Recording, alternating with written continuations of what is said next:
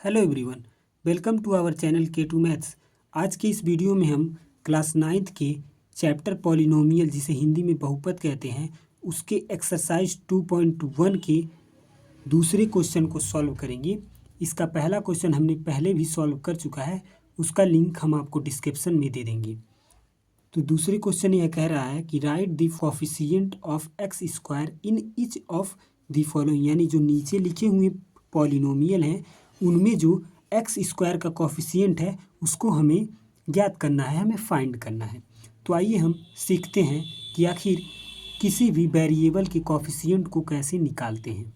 जैसा कि हमें पहला क्वेश्चन दिया हुआ है 2 + x² + x, तो हमको एक्स स्क्वायर का कोएफिशिएंट निकालना है। तो हम एक्स स्क्वायर वेरिएबल को ही बस देखेंगे। अगर हमें एक्स का निकालना रहता तो हम एक्स वेरिएबल को ही बस देखते हैं, लेकिन हमें कहा गया है कि एक्स स्क्वायर का कोएफिशिएंट निकालना है तो हम एक्स स्क्वायर वेरिएबल को ही देखेंगे। तो हम देखेंगे एक्स स्क्वायर के वेरिएबल के मल्टीपल में जो हमारा नंबर होगा वही हमारा कोएफिशिएंट होता है। तो हमारा एक्स स्क्वायर के वेरिएबल के मल्टीपल में हमें कोई नंबर अभी नहीं दिख रहा होगा। तो दिख नहीं रहा है तो हम मान लेते हैं कि जिसके मल्टीपल में कोई नंबर नहीं होता है उसके मल्टीपल में 1 होता है। तो यहाँ पे हमारा जो 1 है वह एक्स स्क्वायर के मल्टीपल में है। तो हमारा जो 1 है वही हमारा इस पॉलिनोमियल के एक्स स्क्वायर का कोएफिशिएंट हो जाएगा 1। ये हमारा हो गया आंसर। इस तरह से हम क्वेश्चन नंबर सेकंड को देखेंगे 2 - x² + x। इसमें भी हमें एक्स स्क्वायर का कोएफिशिएंट चाहिए, तो हम बस क्या करेंगे, इस पॉलिनोमियल में हम एक्स स्क्वायर को ही बस देखेंगे। ये ध्यान दें कि जिसका हमें कोएफिशिएंट चाहिए हम उसी वेरिएबल को बस देखेंगे।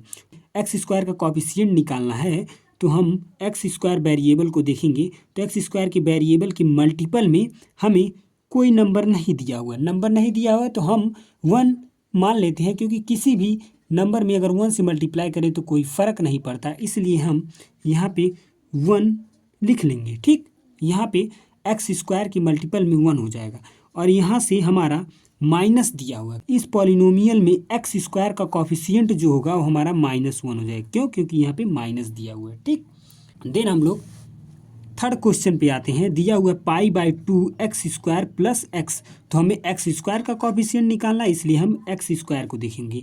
अब देखेंगे एक्स स्क्वायर के मल्टीपल में कोई नंबर है। हाँ, एक्स स्क्वायर के मल्टीपल में हमारा क्या दिख रहा है, π/2। तो यही हमारा क्या हो जाएगा, इस पॉलिनोमियल के एक्स स्क्वायर वेरिएबल का कोएफिशिएंट हो जाएगा π/2। अब हम लोग क्वेश्चन नंबर चौथे पे आते हैं, जिसमें हमें √2x - 1 दिया है। इस क्वेश्चन में हमको उलझाने की कोशिश की गई है। इस क्वेश्चन में हमारा एक्स स्क्वायर दिया ही नहीं है, तो एक्स स्क्वायर बनाने के लिए हम लोग क्या करेंगे, लिखेंगे √2x - 1 और यहाँ पे प्लस 0x² कर सकते हैं। यहाँ पे हमें एक्स स्क्वायर मिल गया।